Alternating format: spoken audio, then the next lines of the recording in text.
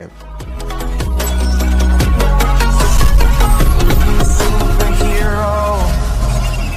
Friends, तो आज के इस वीडियो में हम कंपेयर करने वाले हैं एंजल ऑफ डेथ वॉइड का कंपैरिजन मैड टाइटन थैनोस से और देखेंगे कि इन दोनों में सबसे ज़्यादा पावरफुल कौन है। तो स्वागत है दोस्तों आपका और एक डिटेल वीडियो में। तो चलिए बिना किसी देरी के आज का वीडियो स्टार्ट करते हैं। लेकिन सबसे पहले ओरिजिन। तो अगर बात करें वॉइड के ओरिजिन की, तो वॉइड कनेक्टेड है सेंट्री से और सेंट्री का असली नाम होता है रॉबर्ट रेनॉल्ड्स। और एक दिन रॉबर्ट रेनॉल्ड्स एक सुपर सोल्जर सीरम पी लेता है जो कि कैप्टन अमेरिका के सीरम से 1000 टाइम ज़्यादा पावरफुल था। और उस सीरम को पीने के बाद उस सीरम की एनर्जी से रॉबर्ट रेनॉल्ड्स सेंट्री में ट्रांसफॉर्म हो जाता है। लेकिन सेंट्री को अब कई सारे सुपर पावर्स तो मिल चुके थे, पर साथ ही सेंट्री को मिली एक डार्क साइड और इसी डार्क साइड का नाम है वॉइड। तो अब अगर बात करें थैनोस के ओरिजिन की, तो थैनोस का जन्म हुआ था सैटर्न के मून टाइटन पर। और थैनोस बिलोंग करता है एक पुरानी प्रजाति को जिन्हें एटर्नल्स कहते हैं और जिन्हें क्रिएट किया था सेलेस्टियल्स ने। लेकिन जैसे ह्यूमंस के बीच म्यूटेंट्स होते हैं वैसे ही एटर्नल्स के बीच डेविएंट्स होते हैं और थैनोस के अंदर भी डेविएंट्स के ही जीन थे। इसलिए थैनोस सैटर्न के बाकी बच्चों से दिखने में काफ़ी ज़्यादा अलग था, पर फिर भी थैनोस के घर वालों ने उसके साथ कभी भी कोई भी भेदभाव नहीं किया। पर जब थैनोस बड़ा हुआ तब उसका ध्यान खींचा विनाश और मौत ने, और इसलिए एक दिन थैनोस की मुलाकात हुई मौत की जीती जागती अवतार मिस्ट्रेस डेथ से। और मिस्ट्रेस डेथ को इम्प्रेस करने के लिए थैनोस ने डिस्ट्रक्शन का रास्ता अपनाया। Powers and abilities.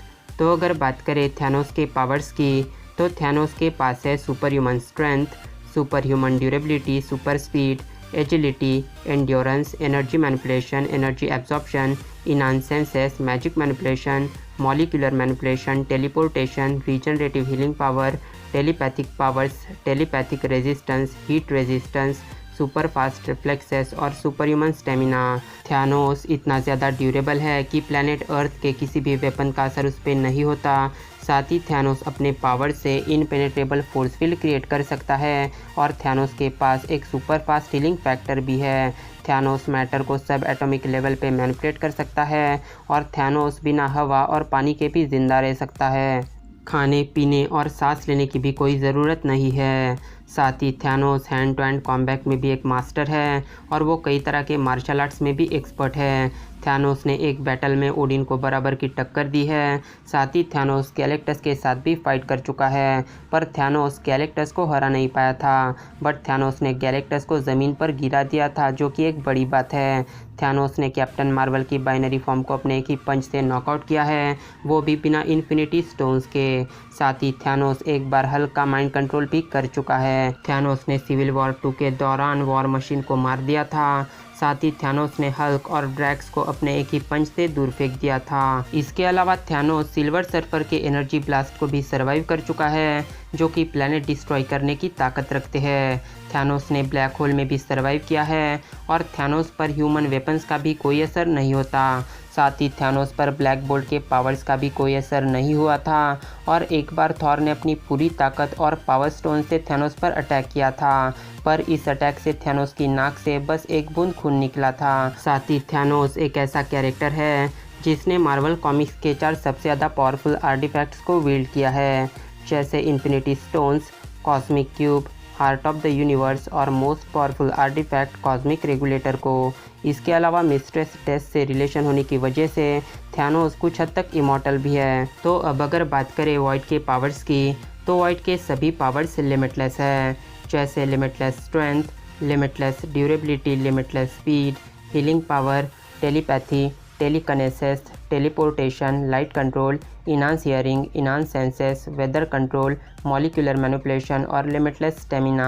Void darkness को कंट्रोल कर सकता है और लाइट को डार्कनेस में भी कन्वर्ट कर सकता है। वॉइड के पास सायोनिक पावर्स का भी एक्सिस है और वॉइड ने एक बार अपने थोड़े से पावर से पूरी न्यूयॉर्क सिटी को ही डिस्ट्रॉय किया है। वॉइड अपने पावर से एक बीमारी यानी डिसीज़ भी जनरेट कर सकता है और जो भी उस डिसीज़ के कांटेक्ट में आता है वॉइड उसके माइंड को कंट्रोल कर सकता है। वॉइड ने अवेंजर्स, फंटास्टिक फोर और एक्समैन के कुछ मेंबर्स को आराम से डिफीट किया है। और एक बार न्यूज़ एज कॉमिक्स में थॉर ने अपनी पूरी लाइटनिंग पावर का यूज़ वॉइड पे किया था, पर इतना बड़ा थंडर अटैक होने के बावजूद वॉइड पर इसका कोई भी असर नहीं हुआ। साथ ही इसी कॉमिक्स में वॉइड ने लोकी को पूरी तरह से कंज्यूम कर लिया था और मिनटों में एस्गार्ड को डिस्ट्रॉय कर दिया था, और इसी वजह से वॉइड को एंजल ऑफ डेथ भी कहा जाने लगा। और इन सब पावर से बढ़कर वॉइड पूरी तरह से इमॉर्टल यानी अमर है, यानी जब तक वॉइड खुद मरना ना चाहे वो नहीं मरने वाला। तो अब क्वेश्चन ये आता है कि इन दोनों में सबसे ज़्यादा पावरफुल कौन है। तो वॉइड और थैनोस ये दोनों मार्वल कॉमिक्स के ऐसे दो कैरेक्टर्स हैं जिनके पास एक से बढ़कर एक डिस्ट्रक्शन की पावर है। तो अब इन सब बातों को डिस्कस करने के बाद अब अगर इस बैटल में मुझे किसी को अपना वोट अगर देना हो तो मेरा वोट या वॉइड के साथ है, क्योंकि वॉइड एक डार्क एनर्जी से बनी हुई एंटिटी है जिसने एस्गार्ड को डिस्ट्रॉय कर दिया था, जो कि एक रियलम है। और मार्वल ने ऑफिशियली कहा है कि एक रियलम यानी एक पूरा यूनिवर्स है, यानी वॉइड अपने फुल पावर से एक पूरे यूनिवर्स को ही डिस्ट्रॉय करने की ताकत रखता है। साथ ही वॉइड एक इमॉर्टल यानी अमर कैरेक्टर है। इसके अलावा कॉमिक्स में इनडायरेक्टली कहा गया है कि वॉइड एक ऐसा कैरेक्टर है जो थैनोस को इन्फिनिटी गाउंटलेट के साथ हरा सकता है। तो इन्हीं सब बातों की वजह से मेरा वोट या वॉइड के साथ है। तो अब आप बताइए नीचे कमेंट्स में कि आपको क्या लगता है इस बैटल का विनर आखिर कौन होगा। तो मैं मिलता हूँ आपसे मेरे नेक्स्ट वीडियो में एक नए टॉपिक के साथ। Till then bye and be safe.